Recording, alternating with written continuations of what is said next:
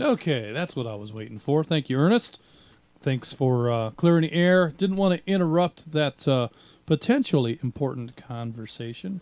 Because that's what matters here, right? Especially on this side, right? Well, that's what we're here for. If we're trying to make a contact with somebody, maybe it's important, maybe it's not. But I think that whatever I've got to say is less important than making that contact. So we're definitely going to hold things off for a moment and let that happen. So no contact with Pamela, but I know she's out there, Ernest. So maybe you can grab her on the phone, or she checked in and she checked you in. Yeah. So she's definitely out there. All right. Who are we? Who are we? We are, well, let me find the script once again. Okay. And let me start off with good evening and welcome to the North Georgia GMRS Regional Net, the most interesting net in two-way radio. Tonight we're live from Studio Vanguard. We are linked in with the following repeaters. Are we following any repeaters? Not yet. And I just had to bring that list up. Tonight we are linked in with the flagship, Buckhead, Toccoa, Rome, McDonough, Columbus, Zebulon, Fort Mountain, Watkinsville, Noonan, Cades Cove, Peachtree, Jersey. Or is Jersey back up or no? No, it's Jersey. That blue line means it's not. Okay, sad day for Jersey. Let's move to Tennessee. We have Lookout Mountain, White Oak, Chattanooga, Mount Roosevelt, Ottawa, and Georgetown. That's still a lot. That is a lot. So we do have some bad news. We'll get to that here in a little bit. This net takes place every other Thursday evening at 7:30 p.m. I'd like to thank all of you who've made the North Georgia GMRS the most expansive and active GMRS network in the country. Your net control tonight is Atlanta 946 WQIR 514. My name is Justin. And this is Tony, Atlanta 1150 WRZV 748. And this is WSAL 368, Atlanta 263, Rogers. On the net, you can talk about your day's activities, radio equipment, or anything you think we'd like to hear. This is a family-based network, so we encourage you to get your family involved. Guest check-ins are welcome from anyone with a valid FCC call sign. If you're checking in on YouTube, please include your FCC call sign if you have one, your first name, and your location. Once the floor is open, it is permissible to address other members of the net by their name or tactical unit number. Your FCC call sign is only required when you sign in and when you sign out of the net. Also, you can tune in to our YouTube channel and follow along, or even better, tune in after the net to watch your appearance on the network. Let me break. By tuning in on YouTube,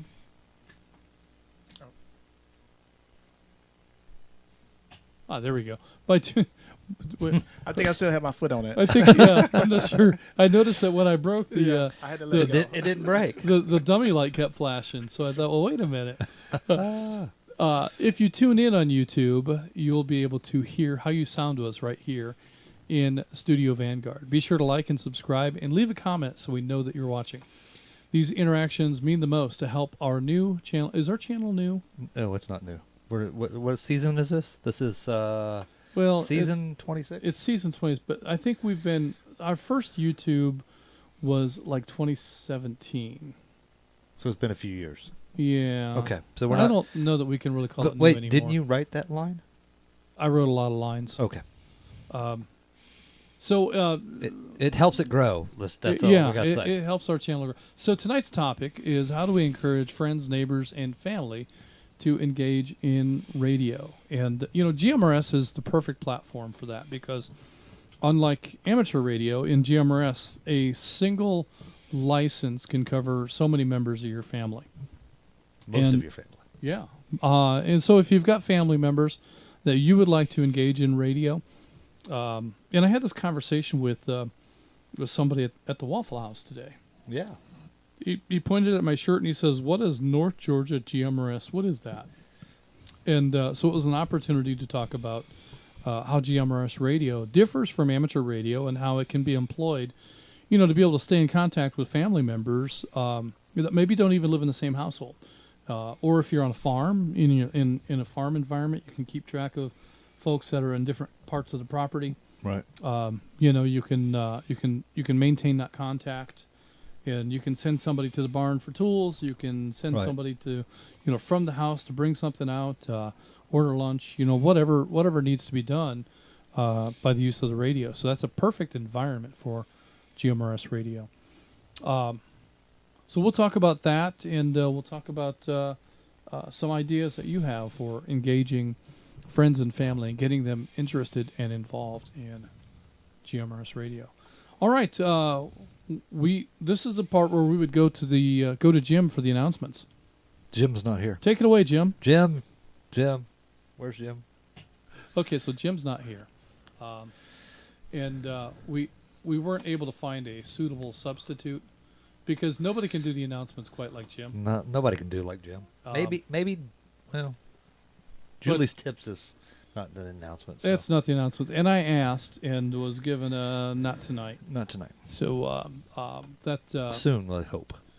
Perhaps. I don't know that she's gotten any of those emails that we talked about. So if you want tips to come back, you need to send an email to Julie at NGGMRS.org. Is your phone going off now? What are you doing? No, she's not listening. Okay, good. So no, we can. No, if seriously, Julie. if you want tips to come back, you're going to have to tell Julie that you want her to come back to the air. All right. Well, with that, this is the announcements. Good evening, everyone. Tune in tomorrow night. Okay, yeah. This is the announcements. Good evening, everyone. This is WQIR. My name is Justin with this week's announcements live from Studio Van. Okay, we got that part. Tune in tomorrow night for North Georgia GMRS Network's Friday night at 9 Simplex Challenge on the Monument repeater. Tune in to learn about emergency comms and the use of simplex frequencies. Also, beginning at 7:15, the North Georgia Amateur Radio Association's Friday night at 9 2-meter simplex challenge on the N4KHQ repeater. Come test your radio's reach in the world of simplex. And I believe Jim will be there, yes, for that. He just couldn't be here tonight for the announcements. He might be here for other things, but he's not here for the announcements. Correct. And don't miss Saturday Night Sessions, a ham radio talk group with your host, Dana, as he talks about what is your, I believe that's supposed to be SHTF, for Stuff Hits the Fan. Oh, radio plan. Yeah, that I don't know what IFTF. I don't know what IHTF means either. But SHTF. What is your SHTF radio plan? What bands to monitor or use? What frequencies to use? Upper sideband, lower sideband. What are the national call frequencies? Will our own ESN play a role? That's an interesting conversation. Well, it is. So Dana's going to talk about all of that and more this Saturday evening at 7 on any NGARA network repeater. Next weekend, April 18 and 19, is Georgia Parks on the Air weekend, running concurrently with the National Support Your Parks weekend.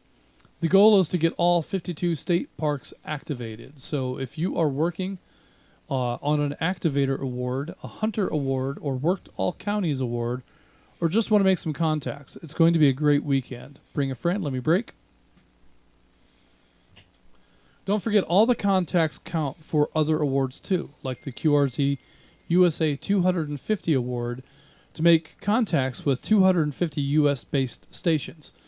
And you can apply those. Other parks are part of America's 250 Award. That's a special Logbook of the World Worked All States Award with a special award design. Also on April 18, NGARA will be hosting its first amateur radio test. This test will be held at the Rose Creek Public Library in Woodstock. That's going to be 4476 Town Lake Parkway. That's going to be at 3 p.m. We talked about noon in the past, but we've moved it to address some timing conflicts. So if you're going to Pamela's luncheon, you can take your test after. So on the Laurel site, it's still saying noon. Yeah, that's incorrect. It's going to be at 3. So is it the first one, the second one? Yes. Okay. I can't figure out how to delete one, so either one will work. Either one will work. You can pre-register at Laurel VEC. Just Google Laurel VEC, and you can search for test sites in Georgia, or you can punch in your zip code. Right.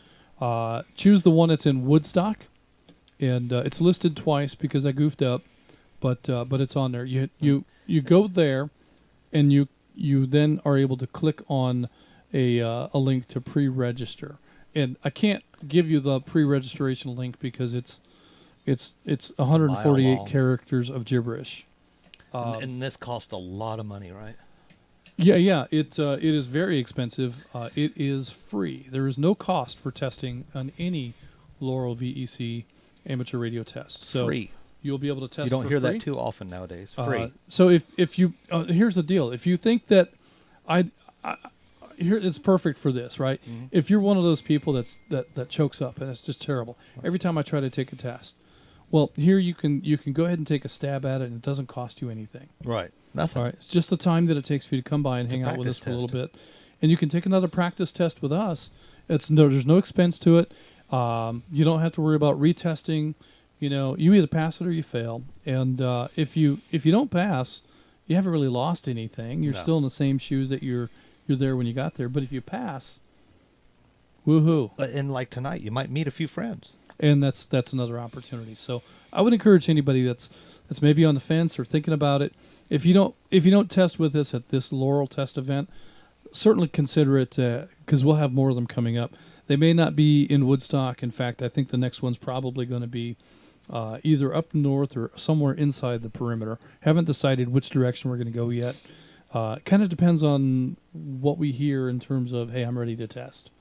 So let's break. If we learn of a couple of people that are ready to test, let us know. If you and a group of peers have been studying together and would like to test on a particular date, let us know. We can probably arrange a test and they can session email you to come where you are. That's right. You can email Justin at NGGMRS.org, or you could email Julie. There you go. And that might even count towards helping to encourage her to get back into Julie's tips. In any case, I think you should mention that. Next on our announcements, we have the Peachtree Road Race is coming up on July 4th. It requires a huge number of volunteers. It's the biggest 10K in the country, I believe. I've heard said. So I don't run. If you see me running, you'd better run too. Okay. Because something's probably going to go boom. So we need a lot of volunteers to help out with the Peachtree Road Race, July 4th, to keep the event running smoothly. We're in the early stages of sign-up, and there's a lot of planning and organizing to do, so the sooner you can sign up, the better. If you're interested in volunteering for the Peachtree Road Race, if you have a ham license, if you have a GMRS license, or if you don't have a license at all, they have roles that you can serve in. So they have radio operator roles where they need people along the course to be able to report conditions back and identify if they need medical services or anything of that nature.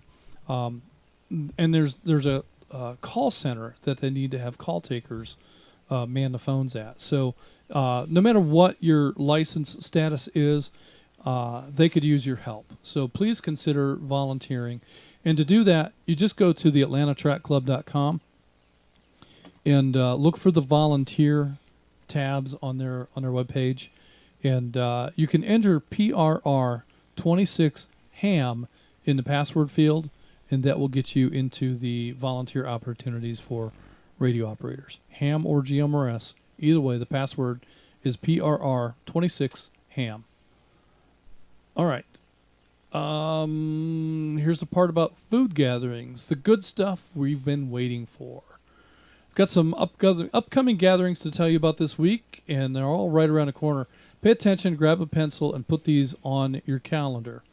These meetups are a great way to meet fellow members in and around your area. And if you're brand new to GMRS Radio or brand new to radio at all, and you don't really know, even if you're not a member, you don't really know where to get started. You don't know how to get a GMRS license, or you don't know how to program a radio or what to buy. These luncheons are a great way to meet some folks that can help coach you and steer you and get you moving in the right direction. Let me break.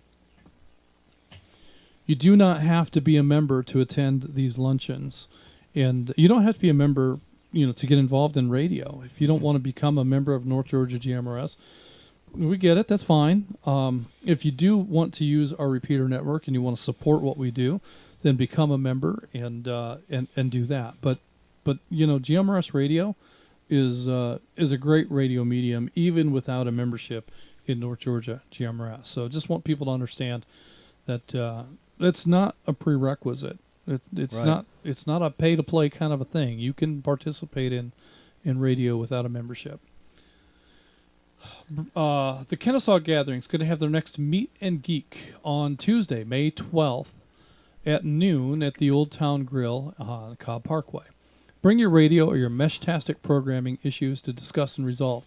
They'll have a mobile test bench available after lunch and can test and program the most popular radios or help you set up a Meshtastic node. Please reach out to Ed, Atlanta557. He's on the air tonight. He's in the chat. And he's in the chat. So if you're on YouTube, you can reach out to Ed right there in the chat and ask him any questions that you might have. If you plan on coming, send him an email, let him know. If you're planning to bring a radio, let him know what make and model radio that is so that he can be sure he has the right cables and software for that radio. Okay, Peachtree Corners Brunch Bunch. That's happening real soon. When is that, Rogers? Is that Saturday. That's Saturday. Yeah. Day after tomorrow. 2 days. So the Peachtree Corners Brunch Bunch meets at JR's Log House, which is located at 6601 Peachtree Industrial Boulevard at Peachtree Corners Circle on top of the hill next to the bridge. So if you're coming along and you're at the top of the hill, if you haven't already slowed down, you're probably going to miss it. It's no big deal. You can turn around and come back to it. But it is just before you turn off onto, what is that, 400 right there, 19? I think it's 141. 141? Yeah. So it right there literally at the top of that bridge. Easy to drive past it, but it's also easy to turn around and get back to it. JR's Log House. Put a spring in your step and join us on the third Saturday of each month around noon, and it lasts typically until 2:30 or 3. Radio enthusiasts, bring your equipment and concerns for assistance. And, I mean, even if you don't have any equipment yet, if you just have some questions, you know, Right. what is all this stuff about? I see you on YouTube, but I don't know what it is. Come on out to the luncheon and hang out with some great people. Have a lot of fun. This Saturday, they're going to have some tasty food after taking the test. No, have some tasty food. And after you have your tasty food, you can come take the test at 3. There you go. You can still make it. Yeah. And, so there is banana pudding. Oh, is that where the banana pudding There thing is, come from? yeah. JR's received a bowl of banana pudding or cobbler on me at Atlanta 84 in celebration specifically of Roger's Roger's what? Roger's birthday. So And that's when? Saturday. I think Pamela is going to Uh-oh. honor everyone with let's break with banana pudding or peach cobbler to celebrate Roger's birthday. So I think everybody now knows it's Roger's birthday. Rogers, did you know? Did you know? Did you know? Well, if I didn't, now I do know. I would think the cake earlier would have let him know, right? No, I didn't know about the cake, though. Yeah. But I like cobbler, so There you go. I'm for it. So check out JR's on Google for their wide variety of breakfast with a flying saucer-sized pancake, fresh daily vegetable menu, and other tasty choices. Bring your appetite for Southern cooking. Don't forget the monthly surprise giveaway, or you can bring radio items that someone else might need. Reach out to Pamela at skygazerpamela849 at gmail.com. Once again, that is skygazerpamela849 at gmail.com. Also on the radio, you can call out to Atlanta 849 or Atlanta 848 for more information. The Northeast crew will be celebrating their third year of lunch at Rooster's Cafe. A big thanks to all the folks who have attended through these past 3 years. It's been a great meeting, so many people with common interest in radio that we all share. The next meeting for April will be on Wednesday, April 29th. We're always happy to see new faces on the last Wednesday of each month. Find us at Rooster's Cafe in Dahlonega for great conversations and laughs. For info, contact Atlanta 403 Bobby or Gainesville 44 Joe. Chattanooga region, NGGMRS and NGARA and Skywarn Group meets at noon on the third Friday of every month at Champy's. Champy's is in East Ridge. This month their gathering is on April 17th. The address is 6515 Ringgold Road, Chattanooga, Tennessee, 37412. It's right off of exit 1 on I-75, just across the Georgia-Tennessee state line. Just look for a bunch of super cool guys sitting in the back section talking about radios and stuff. All are welcome regardless of licensure. I think Licensure? Yeah, I think is that a that's new a word? pretty. I think Jonathan must have written this. All are welcome, regardless of radio licensure, club affiliation, or preferred brand of radio. So even if you use an ICOM radio, you can go. Submitted by Jonathan Chattanooga 30, WRVR 303, KR4BRU, and the big one. It's a big announcement. Something about announcement. This is the biggest lunch gathering Yeah. of the year. So listen up. I'm only going to say this several times.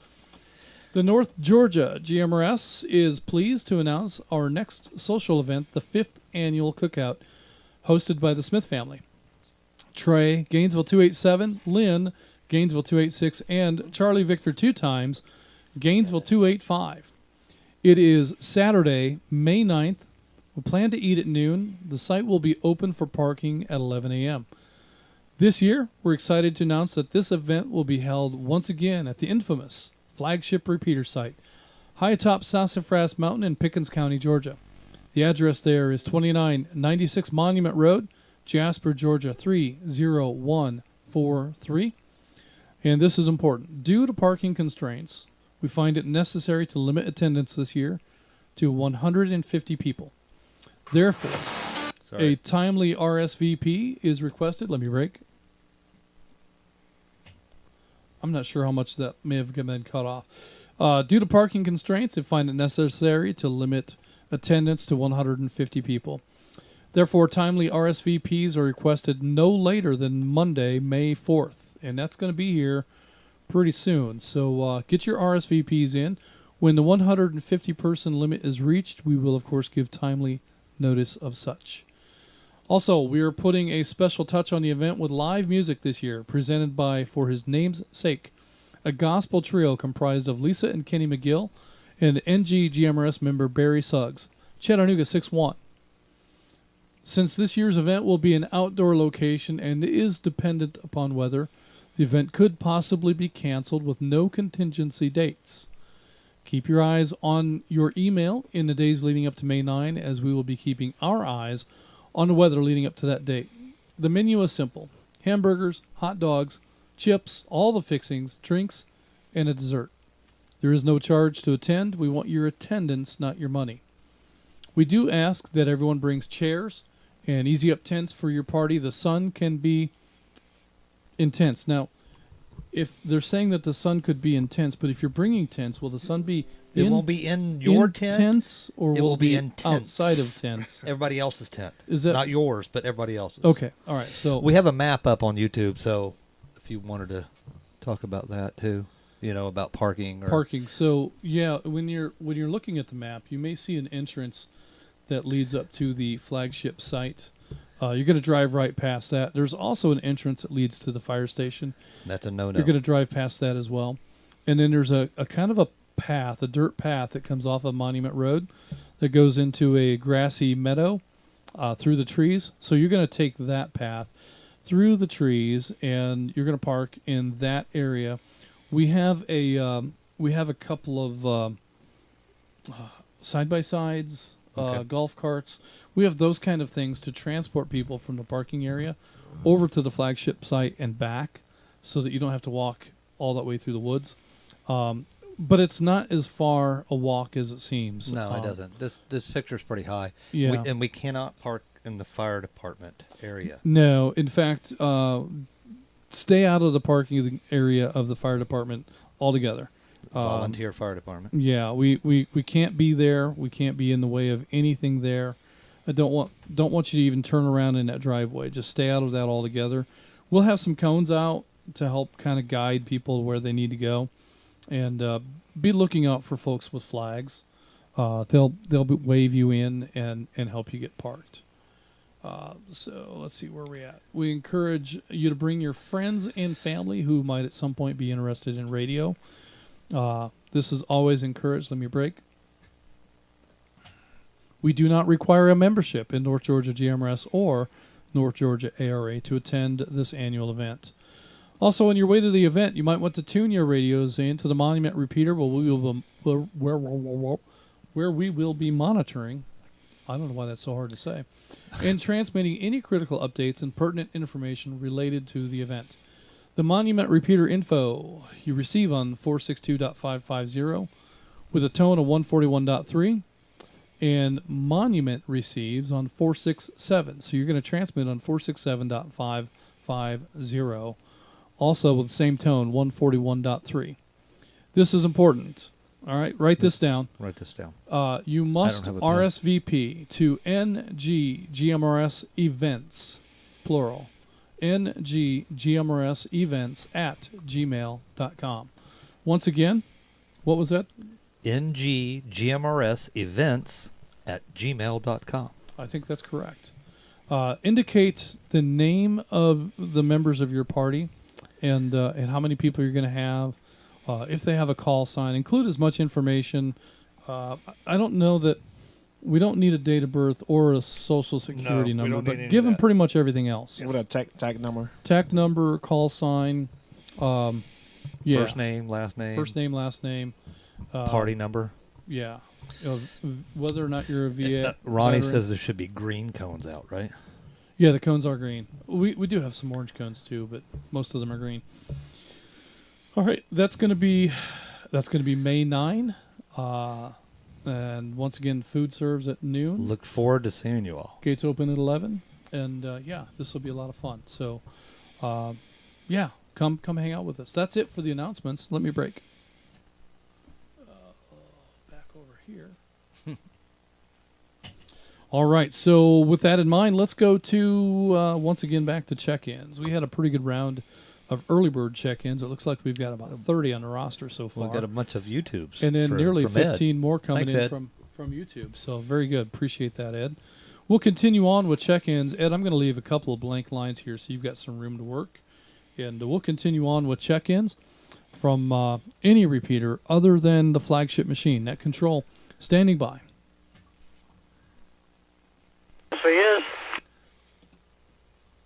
This is WSIS 715, Chattanooga 51. Check me in, check me out. Been watching my grandson play ball. Y'all fellas have a good one. Tony, can I get one of these? This is Yeah. WRKK 629 Chattanooga 84. Check me in, check me out. I did Join this that. earlier. Was that a guess? This is Gainesville 100 WRYZ 968. Randall and Buford. Check me in, check me out. I did two this time. Get better. Atlanta 244 WSIC 587 on backup power. Coming in from Covington, McDonough, and I am in and out. This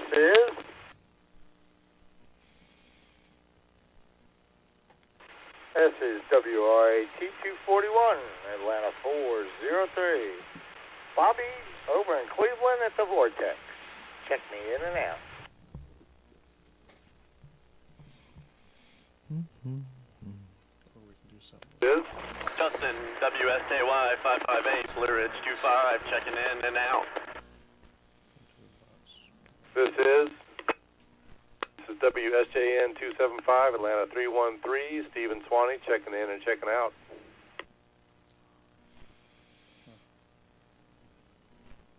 There we go.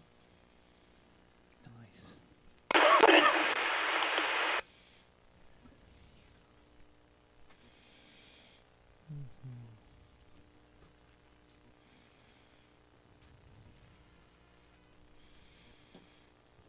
We have Central Florida in the house, Wichita, Kansas in the house, Kentucky, South Central Kentucky in the house. This is WSGX 490, Atlanta 194. This is Scott in Atlanta, checking in. This is WRKA 361, Atlanta 710. Scott in Roswell, checking in, checking out. Missouri in the house.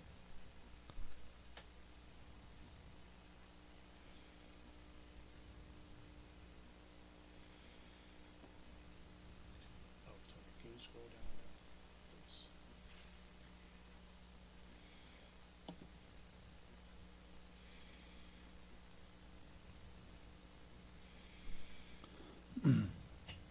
All right, we've got a pretty good lineup of check-ins here.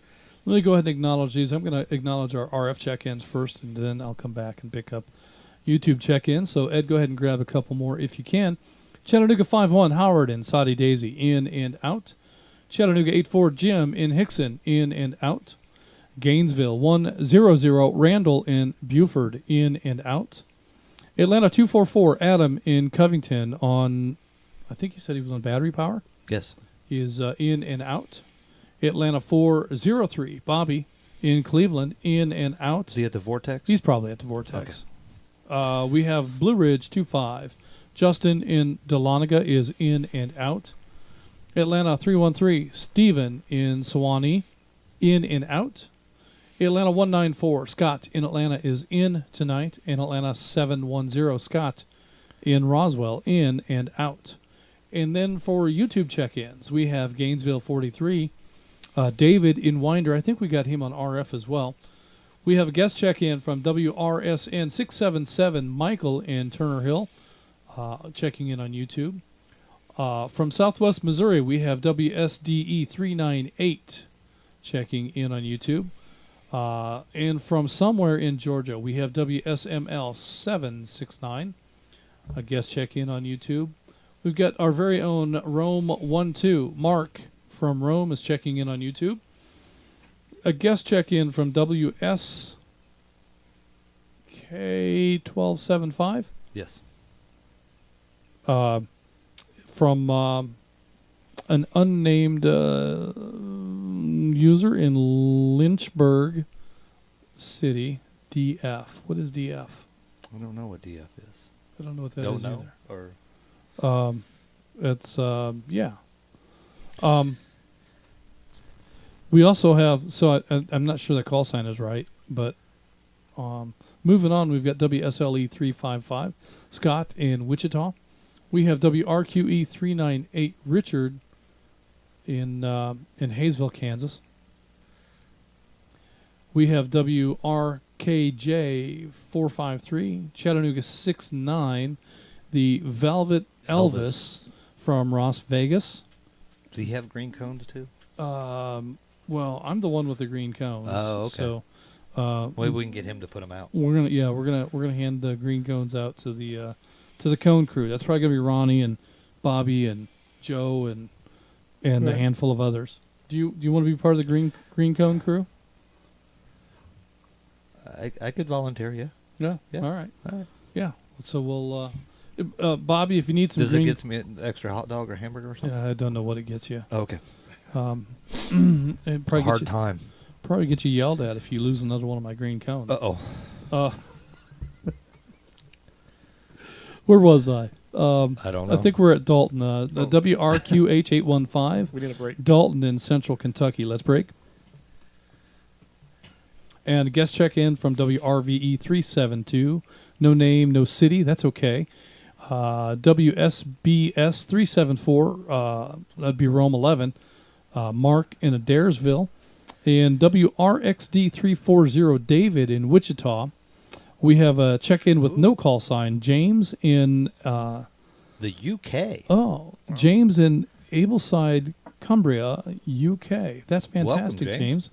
We have had some international check-ins before, but we don't get them every week.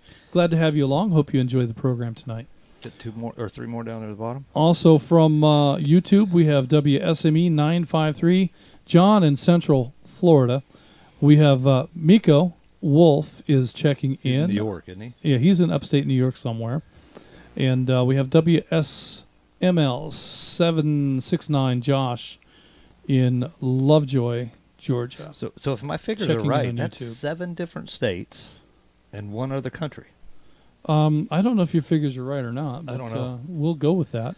I don't know. Use both hands. I'm curious about this Lynchburg City DF. I don't know. I don't know if that's a typo or I'm not sure. I'm not sure what that is, but that could also be some other place, and that makes perfect sense too. So all right, that'll bring us to the end of the roster at this time. Oh, we still have to take check-ins from any repeater anywhere. So Ed, we've got a few more minutes of check-ins. We might grab some more. YouTube check-ins as well. So let's go ahead and let me put my little mark right there so we know where we left off, and we'll continue on with additional check-ins from any repeater anywhere. Net control standing by.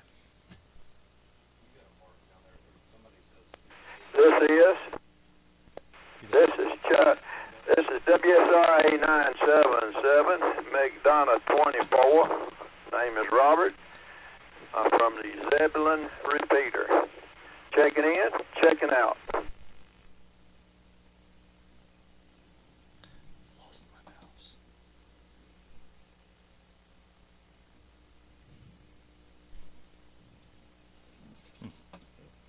Got it. No, the battery's good. It's just Okay. I could having a mental breakdown on the mouse. Couldn't find it. I occasionally have a mental mouse too, but usually it's because of my right hand. It's cooler outside, but you know. Tell me if you all get warm. I'm in shorts, so I'm not bad, but I'm warm, but I'm okay for a little bit. okay. We might fire it up here once we get things started. All right. Not hearing any more check-ins, so I'm just going to call out this one, and we're gonna Gonna move on. All right, only hearing the one check-in from McDonough 24 Robert in Macon. With that, we're going to go ahead and continue with the program. We've got you in the log, Robert, as in and out. And anybody that missed your opportunity to check in, we'll take one final round of check-ins before we close the program. Wow. This is really... Uh-oh. This is inconvenient. Let me break. Can you say remind me later? Yeah.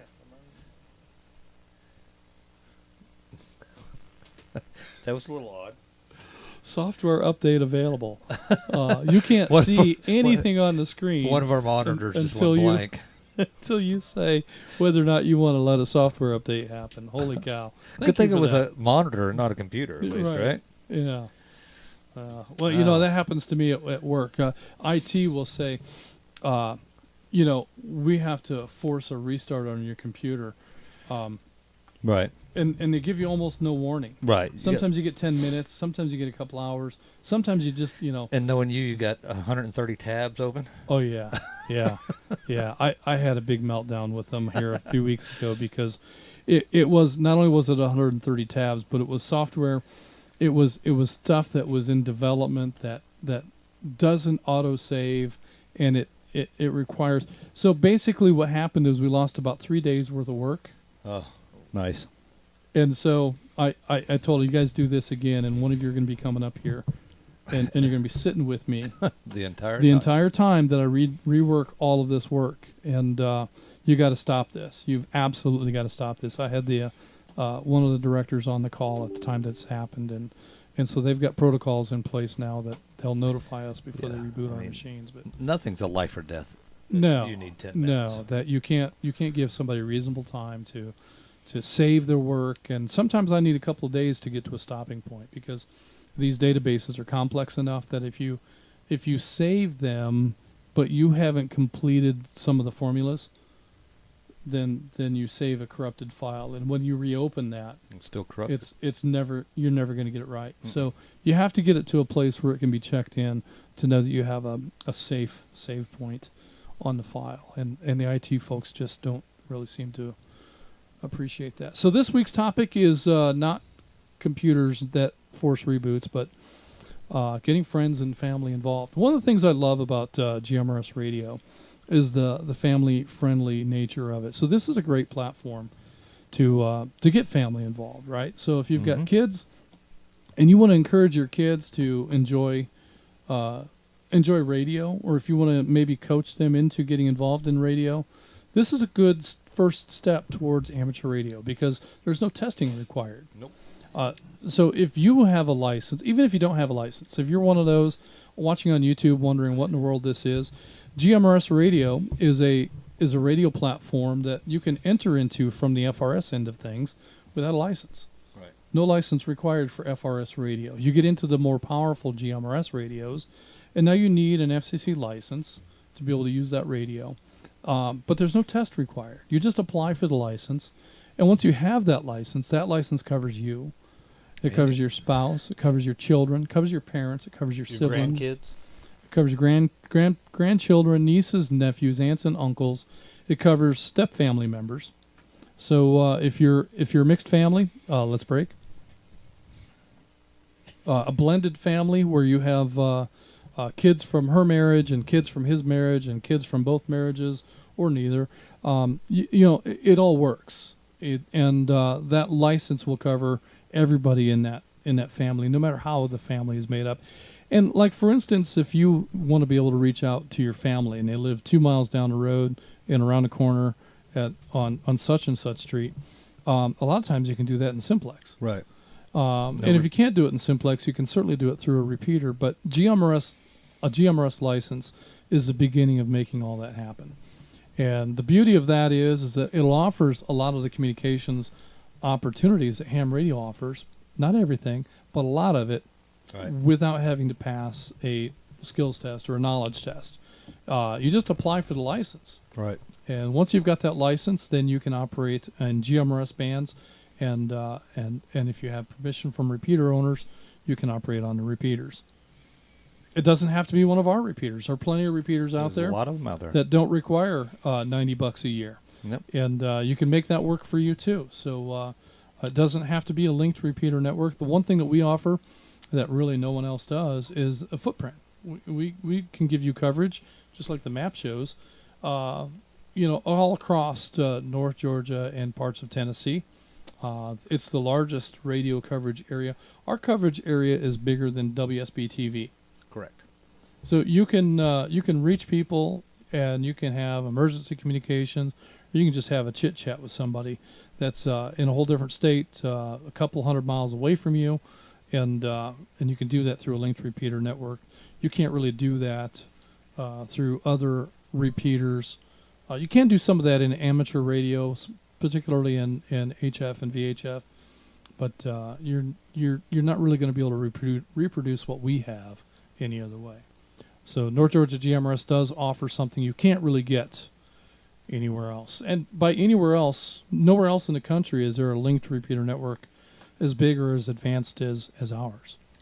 Not at all. No, not that I know of. Yeah, I mean, there at one time there were a few that were coming together, but they've kind of dropped away. I think there were 17 repeaters in the Midwest GMRS group, but Right. they've all dropped their links, and they weren't full-time links. Right. Our repeaters are linked all day, all night, every day, every night. Some of these 24/7. groups will turn their links on and off on different days, during different times. They'll turn them on for a net, and they'll turn them back off. Our repeaters are linked all of the time. So if you need to reach out to somebody, you can count on being able to do it. Right. All right. And you were talking about family. I think the big one for us here lately is that we were on vacation, and of course we all couldn't fit in one car, so we had two vehicles traveling to Florida on vacation. It's a great way to have GMRS. Hey, we got to get gas. Mhm. Hey, we're getting hungry. We got to go to the bathroom. Communicate between back and forth. Right. That got my family a lot started Mm-hmm. using radio. Well, it's a little bit more fun to be able to bounce radio comms back and forth that way. Oh, let's break. Yeah. It's a little bit more fun to bounce radio comms back and forth that way, but the other thing is that it leaves your cell phone available. Mhm. You're not killing a battery on your phone. Right. And when the cell phone is you leave that out of play and you keep the radios in play, it's just a lot more fun to be engaged in that way, and it gives you some more opportunities. And then you still have the cell phone, so if somebody turns off and the other car doesn't realize that you've turned off, you've got another means of communications to be able to bridge that gap when you get beyond simplex coverage range. So it's not the only thing. It's not only GMRS radio or only cell phone. It's another tool that gives you an additional layer of communications, and that can be hugely valuable. So you don't have to worry about the hands-free law with radio communications, because radios are explicitly exempt from the hands-free law. In our state, in Georgia. I think in most states. In most states? I don't know. Yeah, I don't know that there's any state that's going to ding you for that. I think that's an FCC level exemption. Is it? Okay. I could be wrong about that, but I'm pretty sure you've got two-way radio communications exemptions in regard to hands-free laws. So that's the other reason to use radio as opposed to using your phone. You can always have a passenger use the phone. Hands-free laws don't apply to passengers. Correct. But at the same time, the passenger can be using the radio as well. So that also works. Another great way of using radio, and we've talked just a little bit about this, is to inspire the next generation. And one of the more powerful things that we can do as parents is show our kids how to do things. Right.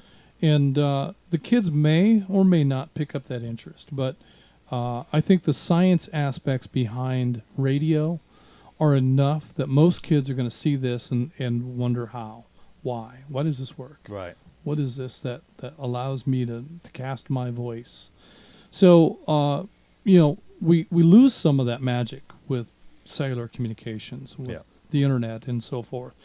So many of the kids are used to being able to have those capabilities and not understand why.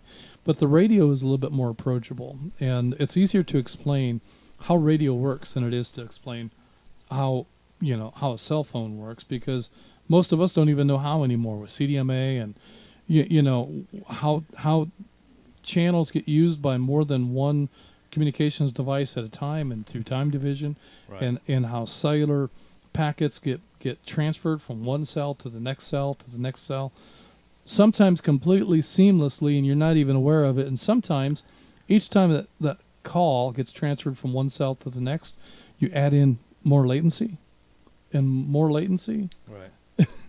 And pretty soon the red light comes on and you got to take a break. And you got to take a break. So that's one of the things. We don't really have that kind of latency with GMRS radio. We just have to remember that when we break long enough to reset all the repeaters, like I probably just failed to do.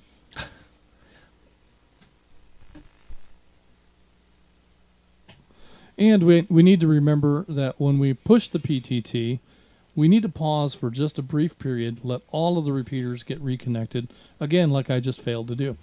Like, don't quick key. Quick key, that's right. So, man, we all have that tendency, and I'm really bad at it, of hitting that button and talking immediately. And well, that comes from the cell phone thing. And it comes from CB radio and back in those days, because, man, if you don't get your key in there first, somebody else is going to step on you, right? Right. And they're going to get their message in. Same thing when we're checking in. We want to be able to grab, as soon as that person finishes their check-in, we want to grab our key and let our signal get in there ahead of everybody else. But you got to not only throw your key down, but you got to modulate that, or you're going to get stepped on. Right. Well, I mean, we don't really want people to behave that way. We want you to slow down and give just a moment. Yeah, we'll take as much time as it takes for the net. You know, we're here until we're done. We're not really watching the clock. Maybe sometimes to our detriment, but in any case, in any case, we don't want you to be in a hurry to get checked in.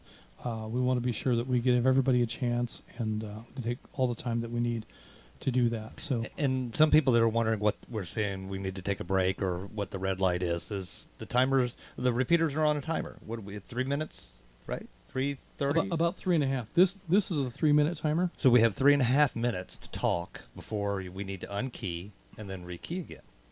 That's right. So the red light comes on, the flashing light comes on at 3 minutes. To warn us, because we're heavy talkers. That's right. If you're looking on YouTube, it's that light right here. Yeah. There we go. Yeah, that's the one. So, you'll see it flashing in you'll a little see bit. It'll start flashing in a little bit, and I'll ignore it. And Tony or wave her hands. Rogers will be down there trying to get my break. attention. And that's the way that usually plays. But, yeah, it's right there in my line of vision. So as I'm looking at the camera, the light's right behind the camera. You for still me. don't see it. And I still don't see it. That's right. So all the RF people, you'll have to go onto YouTube now and like and subscribe to the videos to see what we're talking about. That's right. That's right. That's why we do this. So with that in mind, let's go to the top and let's talk about getting friends and family involved particularly in GMRS radio. We think that GMRS is a great first step in radio. Here's the problem with GMRS radio, right? Once you It's a gateway. Once you get engaged in GMRS radio and that hook is and you get hooked, amateur radio is the next logical step in that path, which we can help you with too, and we absolutely will. So we welcome you to get engaged in GMRS radio, and we'll help you out any way we can. And this conversation is about how to encourage your friends and family and neighbors to get involved. Let's go to the top. We have first Atlanta 164 Dan in Marietta. Dan, what are your thoughts? There's that red light flashing. What are your thoughts with regard to getting friends and family involved in GMRS radio? Yes, hi, this is Dan in Marietta, Atlanta 164. I think it's a great idea. I've tried to get, none of my family members live in Georgia, but I've tried to get my brother who lives in Massachusetts and his family interested in GMRS because they travel a lot. They go a lot of different places. They like to do different things. They split up, and sometimes there's not cell phone coverage. Same thing with my dad. My dad lives in assisted living, and a couple of times the phone lines have gone out, etc. And he lives close to my brother, so if my brother and my dad both get GMRS radios, they could communicate during a snow emergency, which has happened a couple of times, or bad rainstorms. And similarly with my stepson who lives in Colorado with his family, they go hiking constantly, no cell phone coverage. They go to the Rocky Mountains, and GMRS, they do have repeaters there. I think the repeaters would work better than the cell phones. They just have to join the repeater club there. So yeah, I want to get them interested. I've bought my stepson GMRS radios, and likewise with the ham radios. I've told him if he passes his license for the ham radio, I'd buy him a base station. And same thing, I've got a stepson who lives in Colombia in South America. I've told him if he gets into their version of ham radio, I would buy him a base station, and that way if the government ever gets overthrown or something, right now there's like a terrorist running the government. He's president. But yeah, if they shut down the cell phones, my family could communicate with his family. So that's my take on this. And I'll break for a moment. Also, very recently, my wife has a friend, two friends. She met in church, and we're trying to get them interested in GMRS radios. And they recently came to Ed's 557, Atlanta 557's little lesson, and they may do it. So I'm going to loan them a radio or two and see if they can use that to communicate with members of their family, which is why they want it, for emergency communications. Get with the plan, practice the plan, et cetera, et cetera. And they may actually get interested in the ham side also. So that's it. Very good. And yeah, that's really cool when you've got family members that live in proximity to each other, especially if they can simplex. Yep.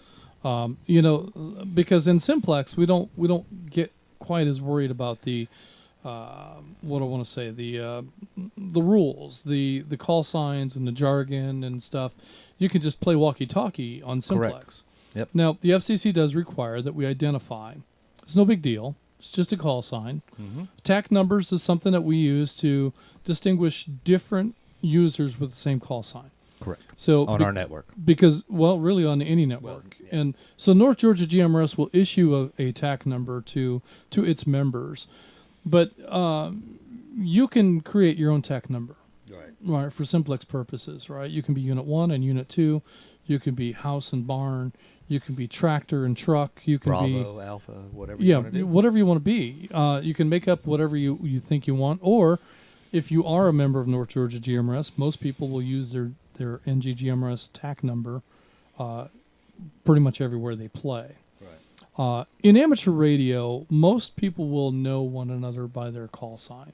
So I would know you by your amateur call instead of your name. Right. And when I wanted to talk to you, I would call out to your call sign.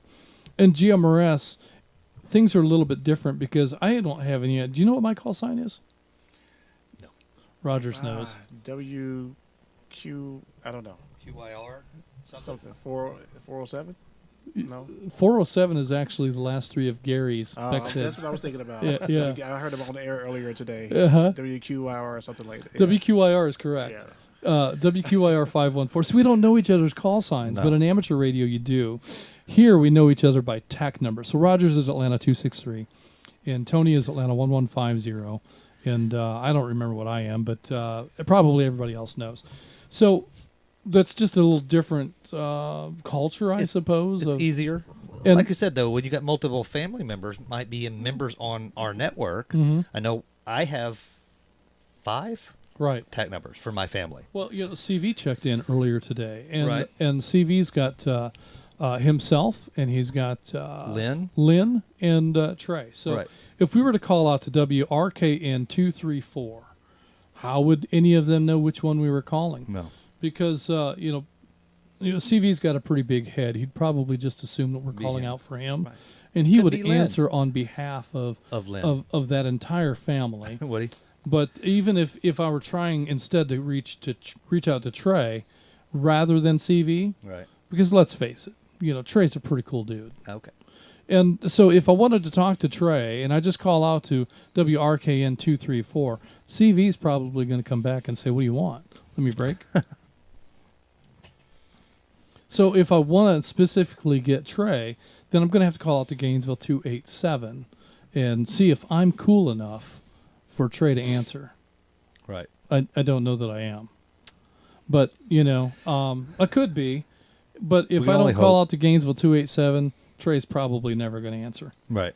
So that's just a difference in the band, and that's kind of an explanation as to how TAC numbers work. Another way I like to describe TAC numbers, the call sign, the WRKN 234, is kind of like the Smith family last name.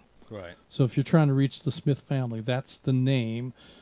But the Gainesville 287 is more akin to Trey's first name. Right. So that's how I would identify him individually within the family. And so that's how TAC numbers work. So the whole family is going to carry the same FCC call sign, but each member of the family can have its own TAC number, and that's how we can distinguish between. And just like with Dan, if I wanted to speak with Julia instead of Dan, then I would simply call out to Atlanta 165 because Dan is 164. Correct. And then Julia might, if I'm cool enough, might answer me. She So, might. I don't know. Dan, do you think I'm cool enough? Yeah, I think so.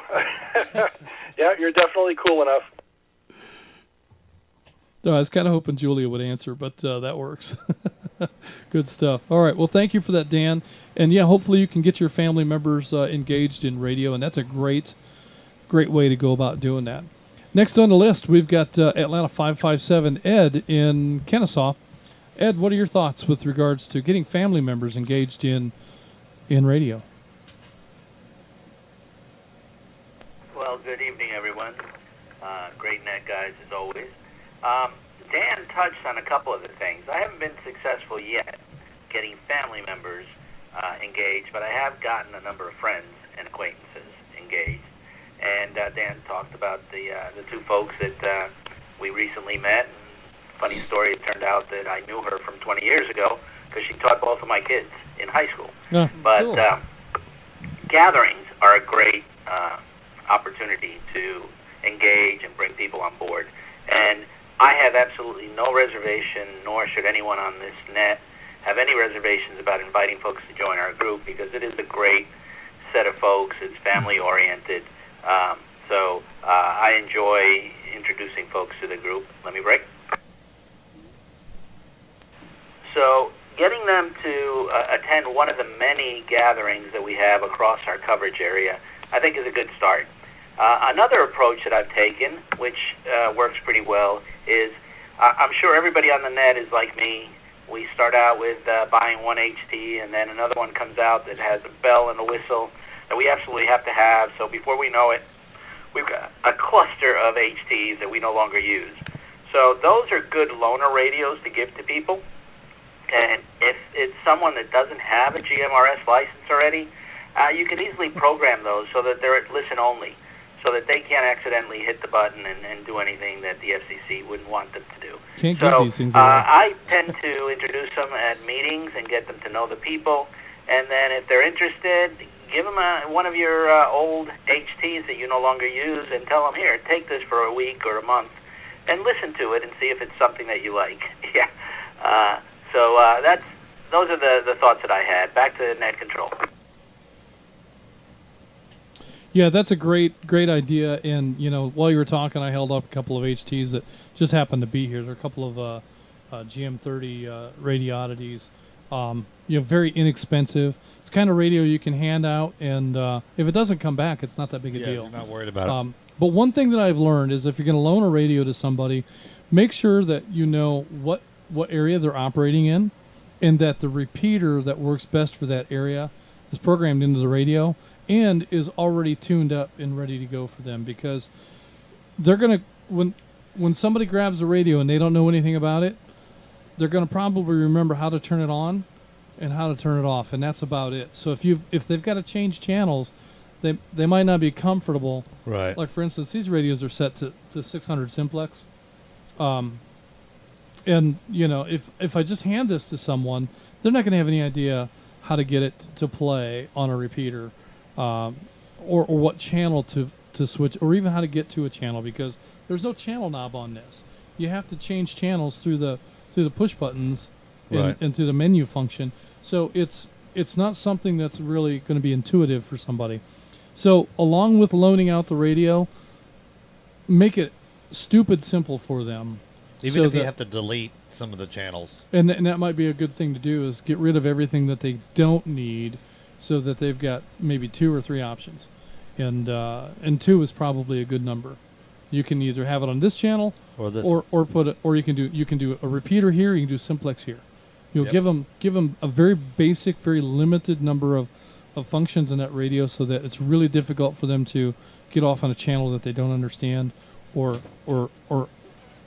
get lost in its menu options and stuff. Because what they're not going to do, because they're not familiar with it, they're not going to go online and look at a manual. No. And they're not going to explore how to do that. They're going to be so afraid, what if I break it? Right. Even though it's a $20, $25 radio, what if I break it? If you can break it, these things took these things out kayaking one time. Uh-oh. This very set of radios, took them out kayaking.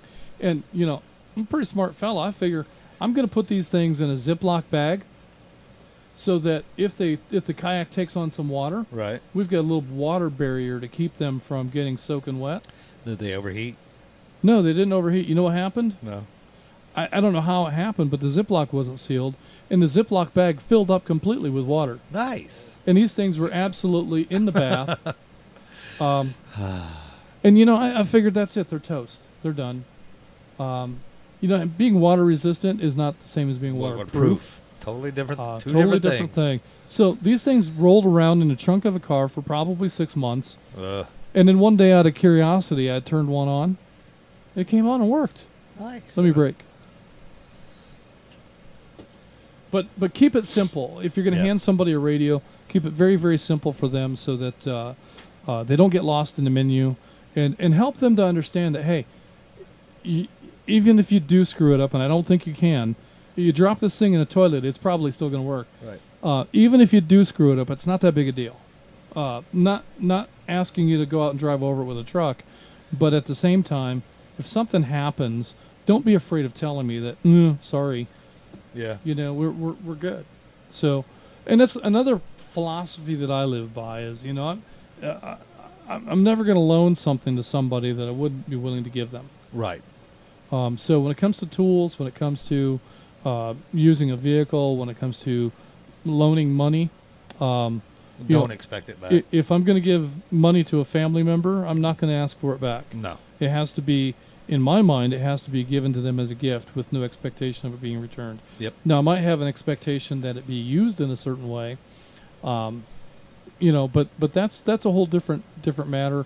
And that also comes into play that I'm not going to ask maybe for the money back, but that will impact whether or not I loan something to you again. Right.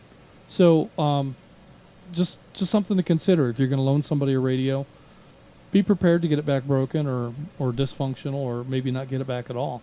And maybe that's not a terrible thing, especially when we're dealing with super inexpensive radios that are surprisingly resilient. Yeah. But you know what? I would prefer to get a radio back broken and this and that if they had actually tried to use it. Right. Like in your instance, we took it, me and my wife took it kayaking, and I'm sorry, it got filled with water. Great, you were using it. That's what it was for. Yeah. Did it come in handy when it did work? Yeah. Let's get another one. Yep. Yeah. So I think that's a good stuff. And making these radios, and who doesn't have a collection of older Bofang and starter radios? We all started off with something that we don't really use anymore. And these things are good ones to give away because it's USB-C rechargeable. Nice. So you don't have to worry about a charger special cable. Yeah. just a USB-C cable, and they can charge them. I think they program through that cable too, but I don't remember. I don't remember how to program them. I'll have to give them to Ed for programming. Give them to Ed. Yeah. So, all right, good stuff, Ed. Thanks for that. Understand Denise isn't going to talk to me tonight, but maybe we can get her on the air next week. Or see her at the picnic. Definitely that. Yeah, and so at the picnic, I'll be looking for people to talk to on camera. So, Ed, bear that in mind. You may or may not want to hide from me. Uh-oh. Yeah. Next on the list, we have Columbus 14, Ed in Columbus. Ed, do you have any comments for getting friends and family engaged in radio?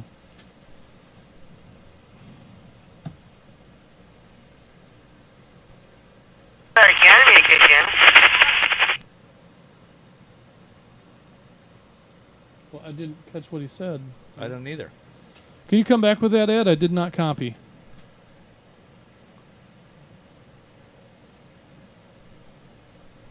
That might not have been Ed. Maybe it wasn't Ed. All right, I'm not sure what that was. It might not have been Ed. I'm going to go ahead and show Ed as in and out. If that's incorrect... hit us at the end with comments. You know? Yeah. Hit us at the end for comments, and we'll get you back in here. Next on the list is Chattanooga 260 Colt. Where's he at? In the carpet capital Where? of the world. Carpet capital? Carpet capital. Of the no, world. Is that carpeting the whole world, or is that like area rugs? Indoor, outdoor? Indoor, yeah, I'm not quite sure. But Colt is in the beautiful downtown Dalton, Georgia. I'm pretty sure Colt, do you have friends? Let's find out. Colt, go ahead. This is Chattanooga 260 WSDM 494. Colt from the carpet capital. That's right, carpet, Persian rug, Himalayan Persian rug. All those things. We also make turf. We're really good at turf. Turf is good. Turf is good. Lee Brick? Turf is good. What about the surf? I do a lot of things in my life, but after my grandfather passed, I inherited his business. And one of those businesses is an off-road shop and a tire shop. And in my tire shop, which we probably service about 22,000 cars a year, something like that, we have a North Georgia GMRS radio that plays all the time in the lobby. So every time y'all key up during the day, it's not loud, but the customers are able to hear that. And from that, we're able to have conversations with people about, hey, what is GMRS? What is North Georgia GMRS? I'm able to show them the map. I'm able to say, hey, if the world ends or the shift happens, let me break. Here is how you can continue to communicate. You don't have to take a test. You can apply to get your permit, and you can talk to anybody up and down the road. And we also do a whole lot of off-road builds. Those funny Jeep guys, you know, like little duck guys. Never understood a duck. I don't like ducks. Not a big duck fan. That being said, we've done a lot of GMRS installs. So far, I'm tracking 12 people I've had sign up for this network, including Roy Lee, Chattanooga 24. Y'all can thank me later. But I tell you, when people hear what the network is, they understand they don't have to take a license for it. I mean, they don't have to take a test for it. They can just apply for the license. And if something was to happen, they can still communicate. Those are the things that people are looking for, because the world is a very, very, very scary place. Let me break. In the words of Mr. Rogers, look for the helpers. The helpers will always find a way. And this is one of those things that's a helper. It's a helper for a lot of people. Some people just don't know it exists yet. Anyway, keep up the good work. Chattanooga 260 here, WSDM 494. Back to you. That's good stuff, Colt. And, yeah, we probably should send you a stack of brochures to keep on hand so that you can help communicate that stuff with customers when they ask questions. But that's great. Keep the radio on in the lobby when they're waiting for their vehicle to be serviced. And, Nice. Putting those And don't forget about the website we have. You can figure out how to get a GMRS license if you don't have one. Those are on YouTube that might be listening in. That's right. We do have some guides, some tutorial stuff on our website. I think we did a YouTube on it as well, didn't we? Yeah, I think we did. Check the archives. Check the archives. I don't remember which. Do you know which episode that was? I barely know what episode this is. Yeah. Okay, I get it. I get it. You do?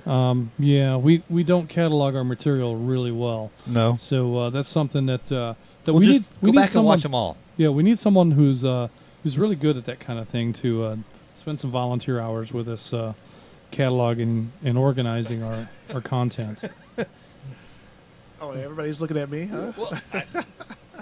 Well, I don't know that it necessarily needs to be anybody in the room, but we do need to get some organization in that regard. Maybe we need to have Dana do it. Dana's next, Atlanta 250. Dana, high atop Mount Olympus. Dana, what comments do you have for getting friends and family and the neighbor mountains engaged in radio activities?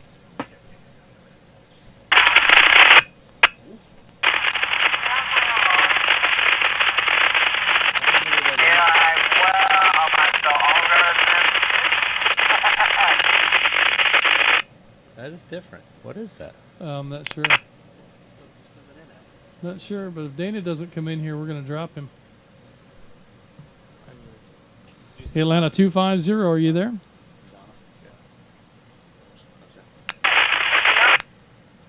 That's coming in on McDonough. Yeah.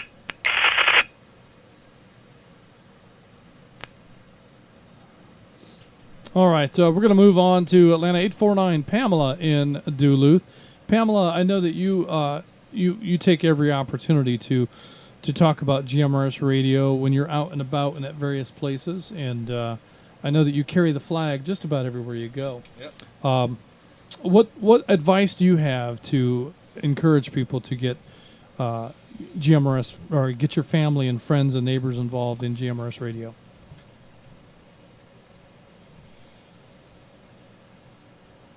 Well, good evening, gentlemen. And yes, I walked in earlier at the same time y'all were Ernest was finishing up with his looking for me. Anyway, so I'm all right. But, yeah, I just try to be natural and casual if possible and bring it into the conversation somehow or other when I'm out talking. Like you said, I don't meet many strangers. I carry cards with me to hand out to let people go on our website and check everything out and give them a way to reach me. And if they have any questions, let me break. Oh, again, I need a 4 again. Are y'all hearing something in there funny? Yeah, it's transient traffic coming in on a McDonough repeater. I think you can get right over the top of it. So once you grab the repeater, it'll be yours. All right. Well, also, even when I'm on the phone talking to some kind of business, as in last night, I was putting in a Swanson's vitamin order and got to talking to the lady after we finished about it and was explaining her. She's in Fargo, North Dakota, and I told her she was the age she really needed to have communications besides just the cell phone if anything happened. And so I gave her some information, so she's going to check it out in her area and will let me know if she has any questions.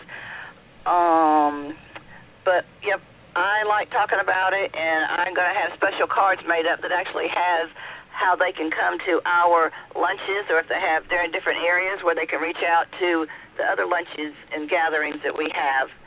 Also, let me break. Talking about the picnic coming up, I just want to say there are now some canvases and covers that are actually SPF protected, and we have one of those this year that we're going to be bringing to keep the sun off of us and protect us. As far as I know, we're probably checking everybody in unless something happened and I got fired this year. I don't know, but I will be there as far as I know, taking care of everybody and checking everybody in. Let me break.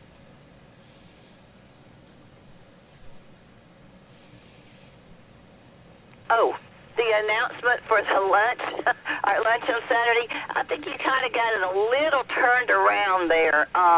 What I was intending to message was if you are going to take the test or we're going to come from the test to the luncheon, that you would get a either banana pudding or a cobbler. I was not going to be treating everybody to that particular dessert. So that's kind of what that was all about.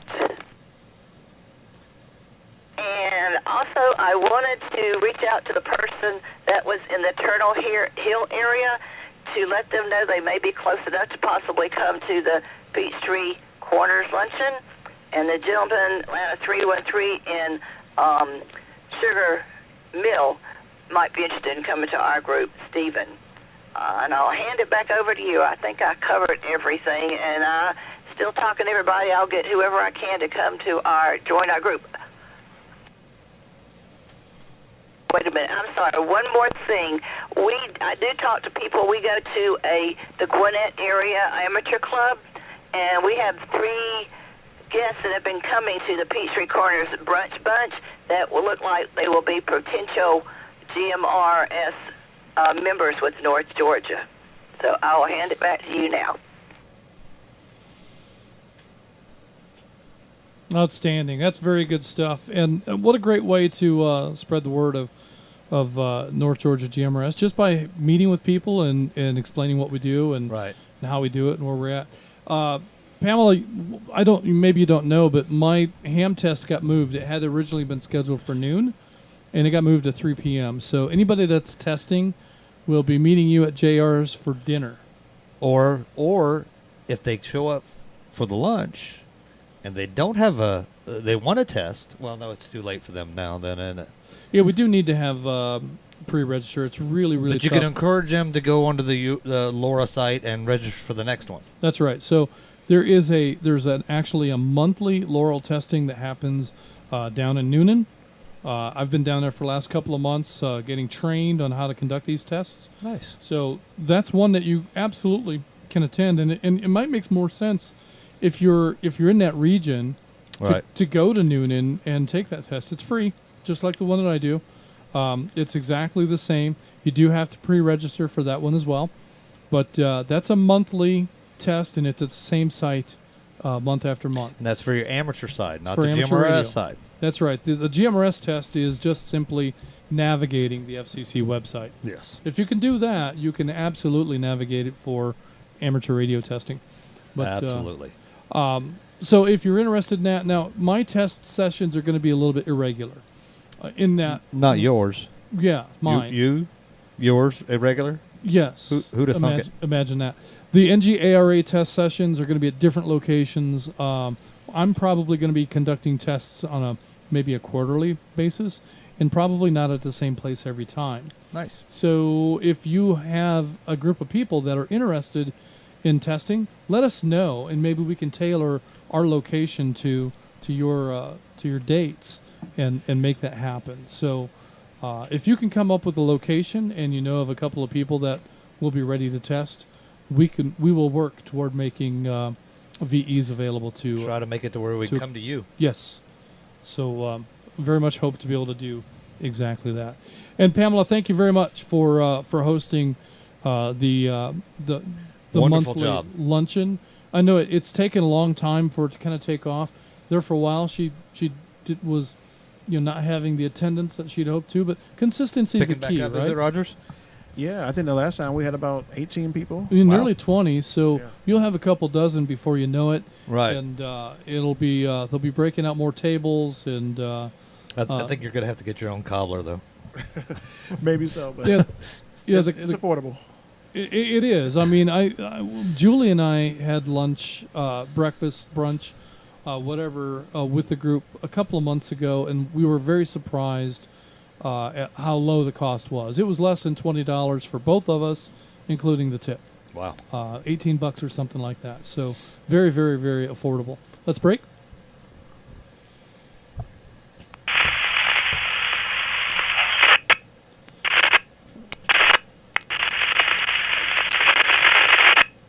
All right. I think, nope, we still don't have it. There we go. Now I've got it. Okay, so with that, Pamela, thank you for your comments. And let's go back and see if Dana is awake. Atlanta 250. Dana? I think you fell asleep in the recliner. No, I think on YouTube it says, sorry guys, radio issues. Ah. It's just not my night. Just not his night. All right. Well, you could try him. He might be got it fixed by now. Let's see. Dana, are you there? That's not Dana. No, that's McDonald still.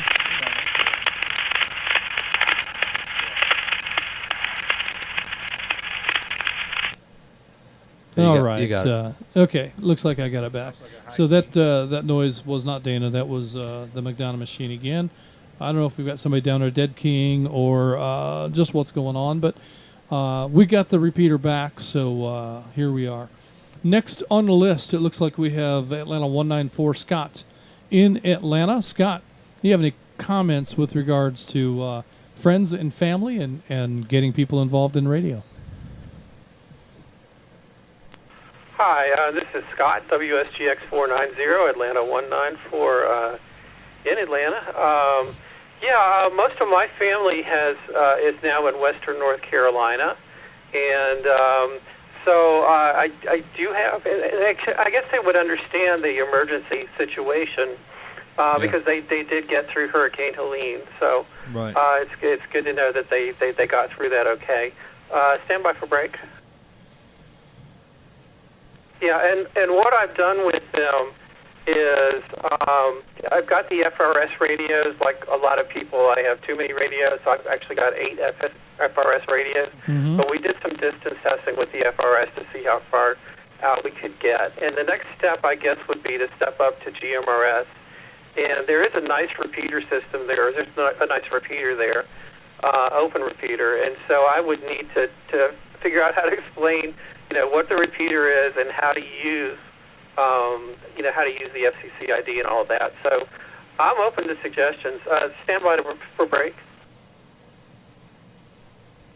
Okay, yeah, I'm open to suggestions on how to do that. So the next step is really explain the how and why of the repeater and explain, the FCC ID and how to use that correctly. So I'm open to suggestions for that. Back to net control. Fantastic, Scott. And that's a great situation to be in. So Right. if you've got a couple of GMRS radios that you can loan or give to your family members, then what I would suggest is that you look up the frequencies of the areas that they're going to be in, and you program those repeaters into their radios. And then maybe you also put Buckhead in case they ever come here. Right. But really focus on what repeaters are in the area that they are in, and get the radio set up as simply as you can. So it's just got 1 or 2 or 3 repeaters in it, Right. and everything else is just blank. Blank out all the stuff that you can so that they don't accidentally get on a channel that they don't understand. Right. Keep it as simple as you can keep it. And then as far as communicating on GMRS goes, an FCC call sign is required every 15 minutes. Right. That's pretty simple. And then, TAC numbers, if they're not on our network, they don't need our TAC numbers. Correct. So if they're simplex, they can just be Unit 1, Unit 2. It could be Brian and Jim. Yep. You can call each other out by first names, Right. and throw an FCC call sign out once every 15 minutes. If you're family members, only one person needs to identify with a call sign. And, just keep it as simple and casual as you can. GMRS is meant to be Family-oriented. communications. And it literally is specifically geared towards family communications. That's why one of the things we prefer people on our network prefer not to use Q codes, prefer not to use 10 codes. We don't want any, in fact, the FCC prohibits, with the exception of 10 codes, prohibits coded messages in GMRS. Right. They do permit, the FCC does permit 10 codes on GMRS radio, but North Georgia GMRS prohibits 10 codes. So we say no coded messages whatsoever. So that means Q we're codes. not trying to hide anything. If you're using Q codes like you do in ham radio, that's not allowed in GMRS. We want everything to be spoken openly and simply in a conversational and family-friendly manner. So what's the jargon? As simple and minimal as you can make it.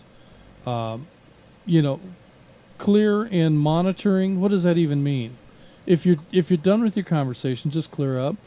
You know, if you're monitoring, Right. that's great, but and it's my habit too. So don't take any of this personally. But I mean, when you come on and you say that you're monitoring, are you really saying anything, or are you just announcing to the world that, hey, I'm there to take? How many times do you hear somebody say I'm monitoring, and then nobody talks to them? Yeah, a lot. I think. Well, you want a break? I think a lot of people say monitoring because they want everybody to know they're out there listening, and if you want to talk, hey, holler at me. We'll talk. Yeah, I think that's what a lot of people do. A handful of times I've heard somebody say they're monitoring, and I've called out to them, and not call back, and no answer. Okay. So not all the time, but a handful of times that's happened. So either they were monitoring and then the phone rang. No, I don't know whether Scott's. And now they're not monitoring anymore. Does Scott's family have a GMRS license already or not? I didn't get that. Understand. Scott has a license, therefore his family has a license. So they're the covered. fact that they're in the Carolinas doesn't really matter. There you go. The FCC doesn't say anything about distance-wise, what address the family members live at. So you just give them your call sign, say use it every 15 minutes when you're talking. Now here's the downside to that. If Scott gives his family members his call sign, he is responsible for the traffic that occurs under his call sign. Okay. So something to consider. I mean, sometimes that's okay with family, and sometimes it might not be. Yeah, I don't particularly want my brother to operate under my call sign. Yeah. You might be fine with that, Rogers. Moving on. I just had a cousin. I put it in air quotes. A cousin. For those on RF, he air quoted that cousin. Right. I had a cousin down in the Warner Robins area get some GMRS radios, HTs. Yeah. And he was asking about repeaters and everything, and I'm like, look, you need a call sign. Mm-hmm. And he was like, well, I can just use yours, right? And I'm like, well, I'd rather you just get your own for you and your family. And that way, we won't have to have so many, on mine. And sometimes, look, I'll pay for it. Right. You just get your own. Right. And it may come down to that. Sometimes getting your family members involved may be I'll an loan you the investment. $35. Oh, yeah. Yeah, loan it to him. But I think he's going to get it, but maybe he hasn't figured out the FCC site yet. Well, that's another topic. That is. So, Scott, that's my advice: is set the radios up for your family to use and keep the programming very, very simple, so that it's hard for them to mess it up or get on the wrong channel or that sort of thing, or be scared of using it. And even though the repeaters are open, I recommend that you make contact with the repeater owner. And just introduce yourself and your family members, and let the repeater owner know that, hey, these are brand new novice operators, and if they make a mistake, that you'd like to be informed so that you can help coach them into being better operators. Yeah, normally repeaterbook.com usually will have that repeater listed, and usually an email going associated with it that you can email somebody with. Yeah, that's really best practice. Make contact with the repeater owner, and just even if it's an open repeater. It's still a good practice to be friendly. Yeah, and I tell you, that's one of the things that we found in GMRS radio. Let's break. So many times in amateur radio, it's all about making contacts, right? So the Parks on the Air contest that's coming up. Is it this weekend? I think it's this weekend. Yeah. All 250. No, it's all 52 parks. 52 counties. It's the 52 counties. I don't remember what it is. But there's an award for making contact in all of the parks in Georgia if you can do it this weekend. And that's what we do in amateur radio, right? We collect contacts. We log them, and we use them to score us for contesting and for awards and things of that nature. It's all about the contacts. In GMRS radio, it's really more about relationships. We introduce ourselves. We talk to people. We get to know them a little bit better. We gather at restaurants and have meals together, and we build relationships. And so hopefully this is something that your family is able to do, build a relationship with one another and maybe with some other GMRS operators, particularly if they're operating off of a repeater. And I think that can be a big benefit, especially if we get into a stuff hits the fan situation like Dana's going to be talking about on Saturday. We get into a situation where the cellular networks are down or some big event has happened, and the East Coast is ripe for that. It's happened before. Yes. The big storms that roll through, and that stuff, we're just never immune to that sort of thing. So we love the idea of having that alternative means of communication, a source for news and information when conventional communications lines are unavailable. So I hope that helps. Scott, do you have any additional questions?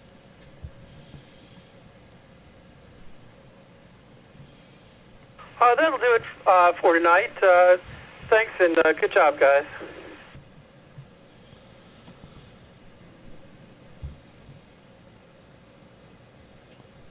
All right. Well, then, with that in mind, that is the end of our roster. But I do have a handful of YouTube check-ins that have occurred since our last acknowledgement of check-ins. So let me go ahead and grab those real quick. We have the Fisher family in Lynchburg City, WSKI 275. I think that's a repeat. Yeah, I think so. And we also have Columbus 25. Peter in West Point is checking in on YouTube, as well as Atlanta 355, Damon in Canton. Those are the latest YouTube check-ins that we have. And with that, let's continue with one last round of check-ins from any repeater anywhere, or any questions or comments. The floor is open for that. Net Control standing by.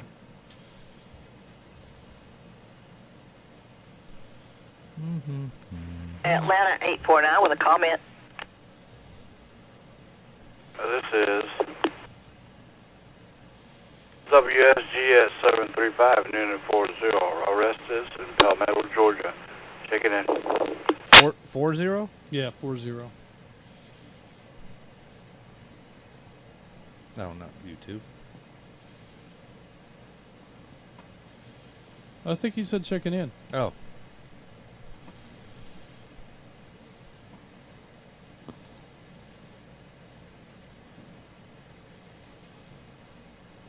Nope, no Steve and Janine. Dang. I was looking for That is them. right. Chat 190 on YouTube. Yep. Who's in the red? Ed. Get him in there, Ed. Thank you, Ed.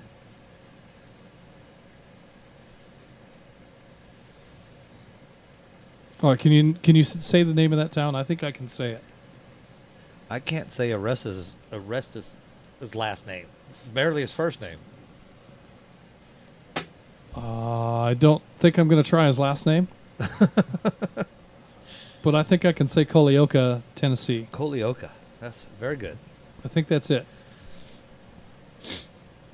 Just happy with the 7 states or 6 states and 1 continent. Yeah?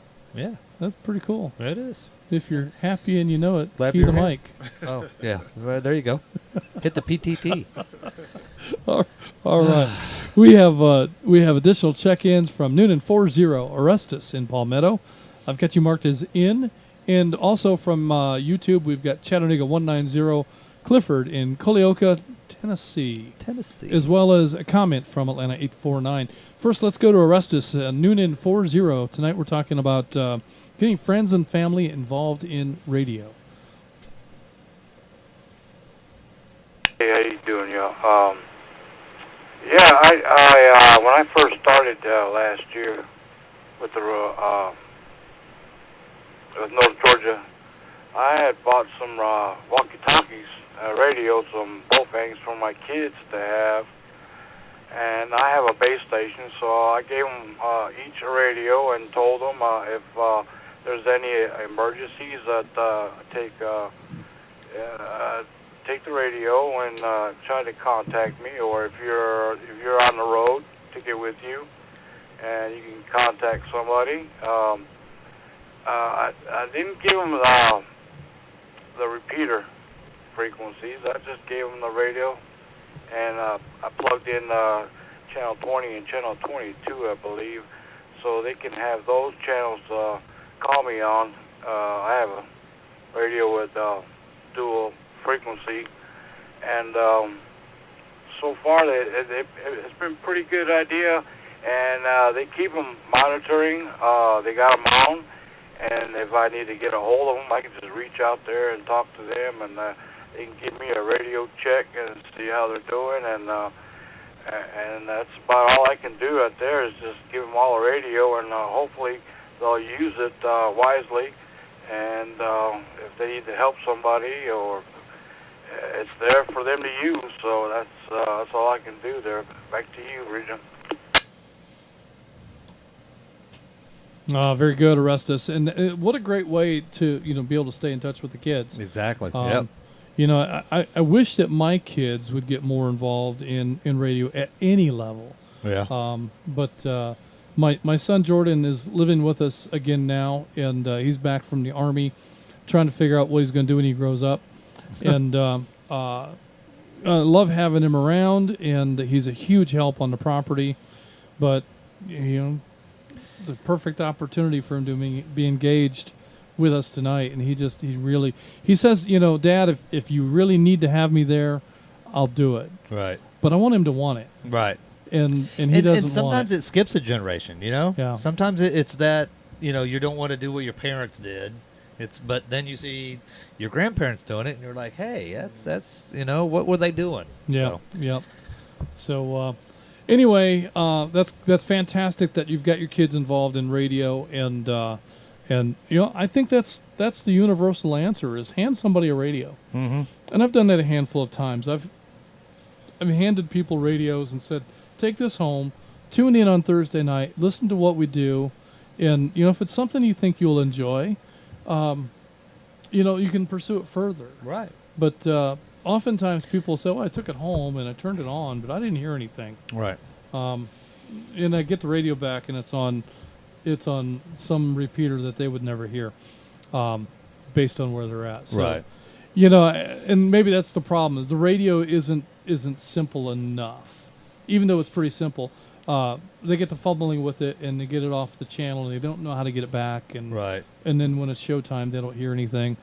I also encourage people to tune in on the YouTube channel. There you go. Because even though YouTube isn't radio, we're really, this is a radio-driven show. Right. And the RF part of the show comes first. Yeah. We're watching the PTT timeout, and we're engaged in communications with people over the air. We can't really engage with people, on YouTube in the chat. Other than typing. So that becomes challenging.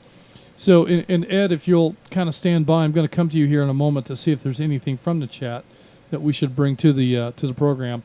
But and you talked about kids. The other one is the grandkids. Mm-hmm. If you've got little grandkids, get some FRS radios and let them go out in the backyard and all that, just to maybe spark a little bug or something. So I've got a 14-year-old granddaughter that lives on base at Fort Benning. Right. And I've talked to her about radio, and she's like, no, I don't want to be. She's concerned. Her concern is that on base that might be considered something as a security risk. Yeah, it might be. I don't know. So she doesn't even want to deal with having a radio on base. Let's break. So with that in mind, I can kind of see that maybe, but she's not always. But the bug is there. But simplex with the 4-year-old could be a lot of fun. Yeah. So that could be something I'll have to. And these are perfect simplex radios. Right. And they've got the coolest koi pond, and they've got these.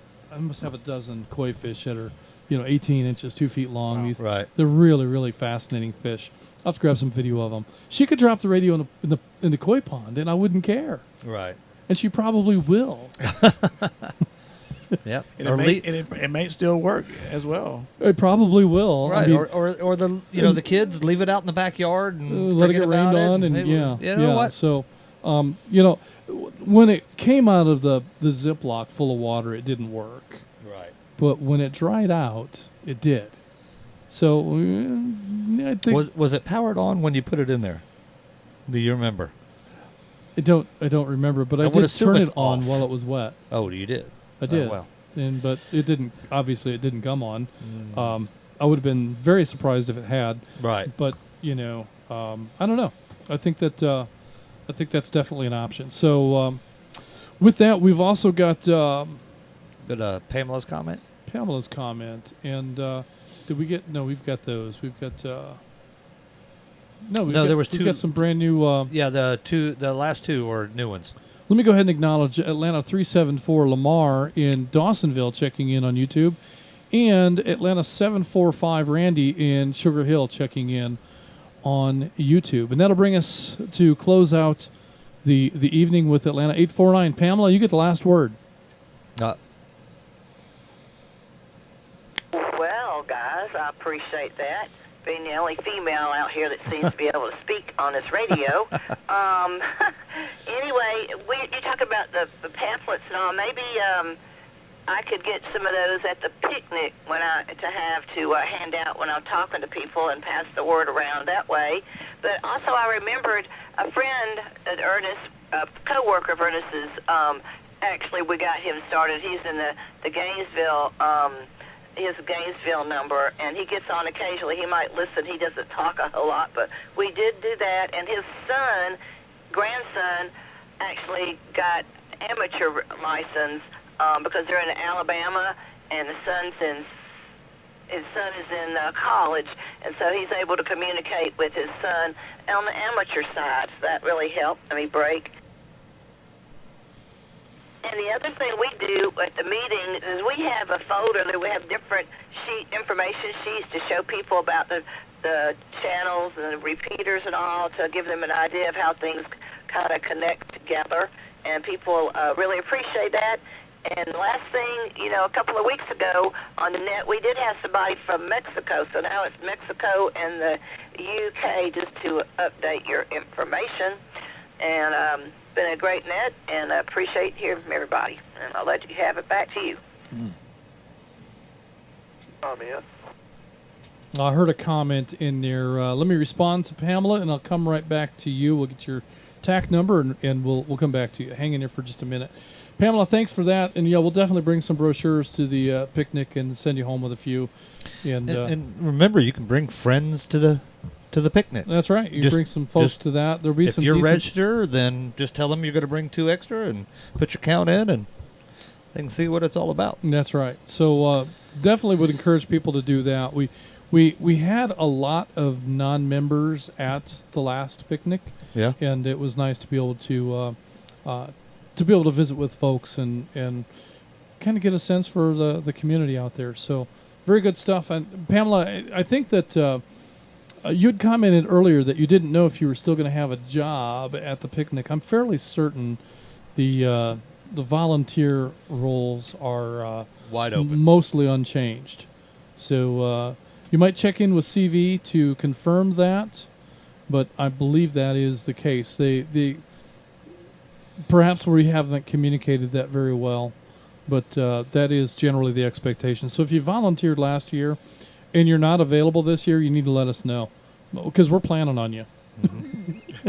I hope that makes sense. And you can get a hold of CV at that same email. Yes. The North Georgia GMRS events @gmail.com. That is correct. Okay, and Ed has a couple of comments from the chat. I don't know if that was a comment that I heard right there a moment ago. I don't know who that was. Let me find out who that was. Ed, was that you or was that someone else? No, someone else. Go ahead.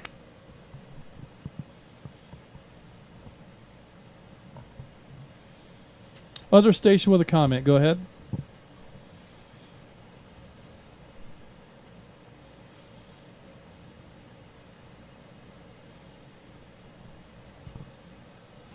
I know I heard somebody. Yeah. Somebody was out there. All right, Ed, let's go ahead with your comments, and we'll try one more time for that other station after you. All right. Well, thanks. Just a couple of things from the chat. Back when Colt was talking, he referenced how he has repeaters going so that customers can hear the traffic. And I suggest that Colt may want to change the signage on his shop so that it becomes a off-road tire shop and North Georgia GMRS recruiting center with all the work that he's doing there. There you go. Secondly, Pamela touched on what I was going to say. Just congratulations to everybody on the net. We're branching out. We're consistently getting folks now on YouTube that are joining from all over the country and international as well. So that's good. And then Randy, Atlanta 745, commented. I'm not sure if he had a comment. He said he was checking in on YouTube and then checking in as well. But he did note that, he started way back in CB World, like many of us did, and it finds our group, the GMRS in general, more welcoming and helpful, and I echo that sentiment. So back to you, Ned.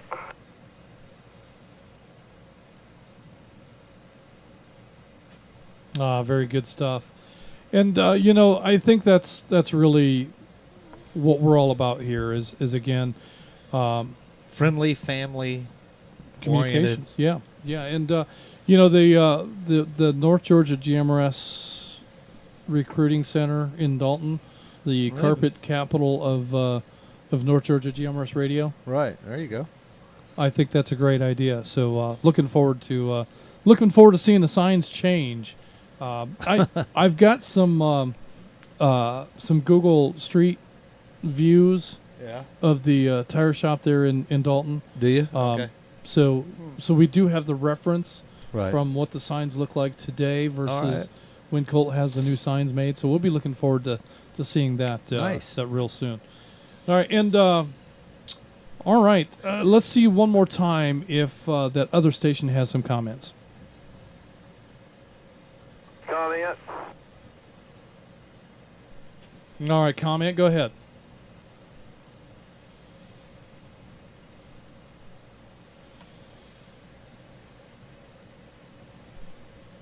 Yeah, I just wanted to say I am working on my amateur license. I ain't got where I want to be with it yet, but some of us on the air the other night talking about these ham operators being on the dark side. That was a joke, and I think it offended somebody, and we didn't mean to offend anybody, and I just want to make an apology if that is the case.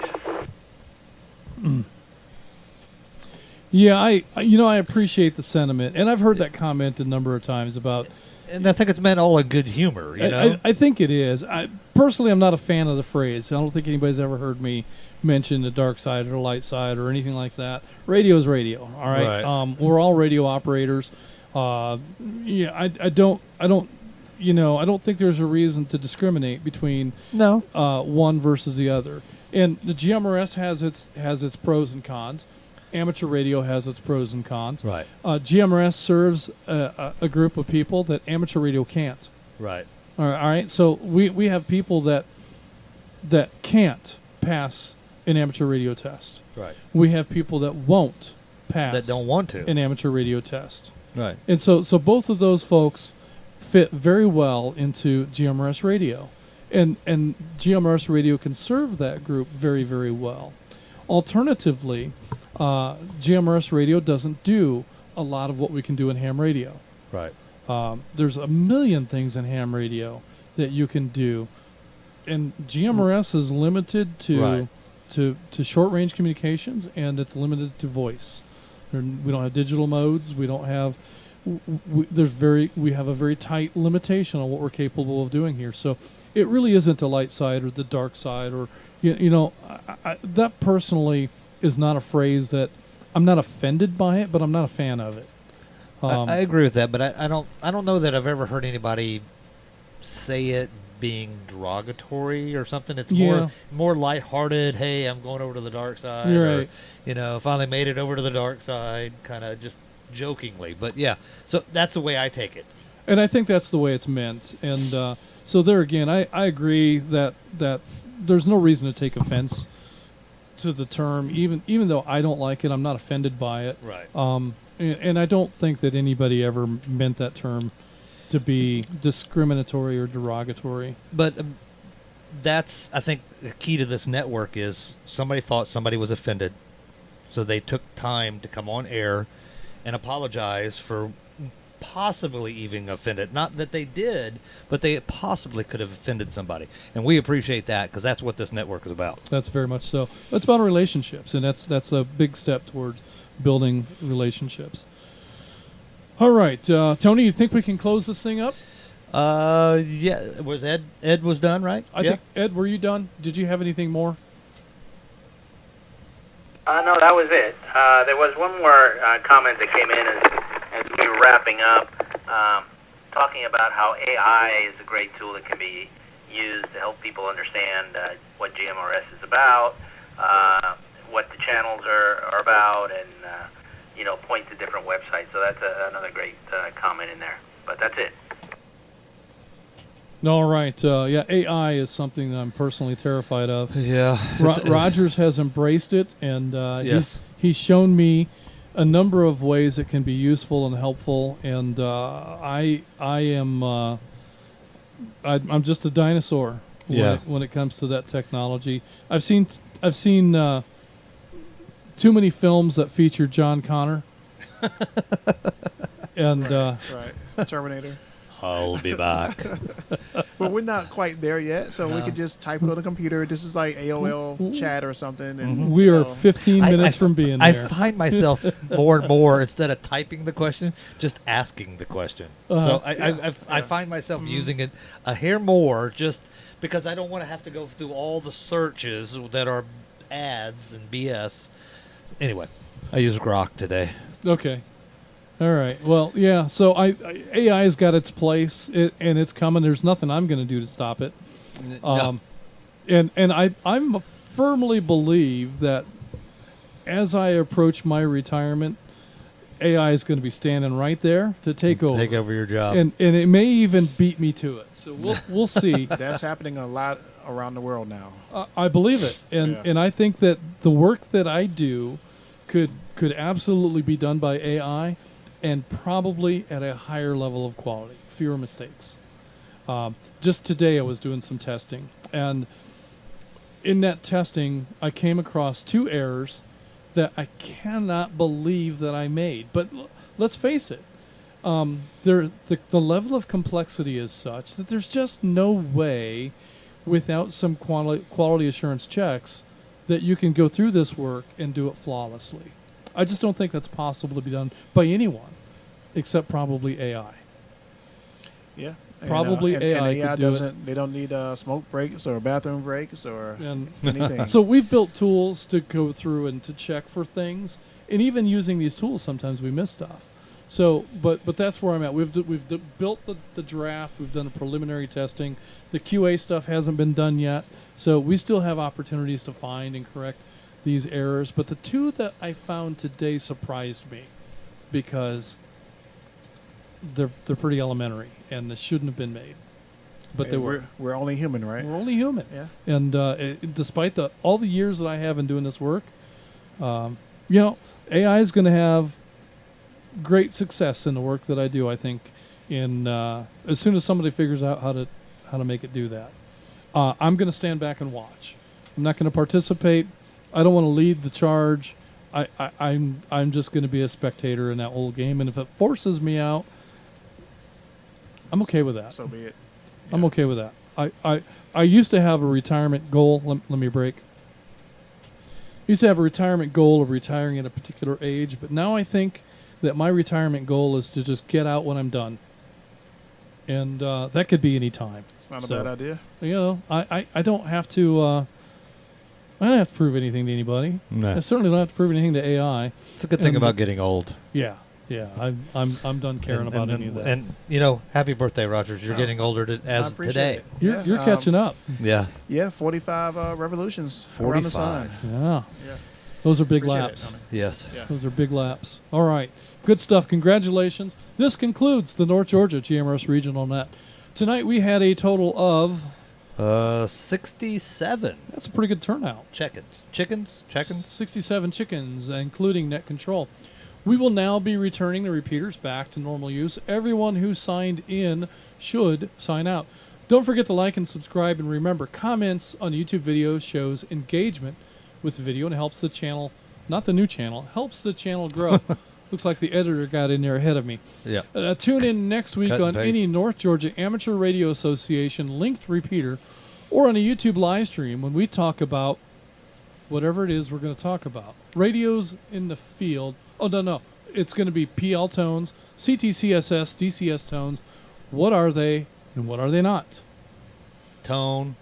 That's our topic for next week. So, and that's applicable both to amateur radio and GMRS. It is. So, GMRS folks, I would recommend, if you don't have a way to monitor the ARA, tune in on YouTube. I think the conversation could be meaningful, especially to new GMRS users, because everything we talk about in that regard will apply to both GMRS and amateur radio with regard to tones.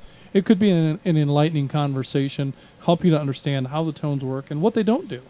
We're going to talk a little bit about that too. So it almost should have been a GMRS topic. Maybe. But maybe the following week. I don't know. We'll have to look. Yeah, I'll have to look and see what we've got lined up. You know what's funny? You keep saying the why not with me. The why not? Mm-hmm. Yeah. My brother has never called me by my name. It's always been Tone. Tone. Oh. Tone. All right. Note. He might be listening, but I don't know. On YouTube. I would have to ask your brother why he's never said your name backwards. Because why not? Why not? Anyway. All right. It's not a very good joke to begin with. No, it's not. And to keep rolling that is even worse. Well, we're old. We don't have that. But I'm okay with that. Okay. Where are we at? I'm okay with that. Okay. Be sure to participate in the Friday Night Simplex Challenge on the Monument Repeater. And if you have an amateur license, be sure to join the Simplex Challenge on the N4K HQ repeater. And don't forget Saturday night sessions on the North Georgia Amateur Radio Network. It's going to be a good one. Highly recommend Saturday night sessions. Try to be there if you have an amateur license, or monitor it if you. Well, let's break. or monitor it if you don't have an amateur license. Right. And it won't be on YouTube, but you can still. I'm sure you can scan in the 440 range until you find the ARA net going on. Dana will be hosting that. He's got a pretty distinctive voice, so it shouldn't be too hard to come up with. Thanks for allowing us to serve as your net control this evening. Good night, everyone. This is Atlanta 946 WQYR 514. My name is Justin. And this is Atlanta 1150 WRZVE 748. Tony. And this is WSAL 368 Atlanta 263 Rogers. We are North Georgia GMRS Network.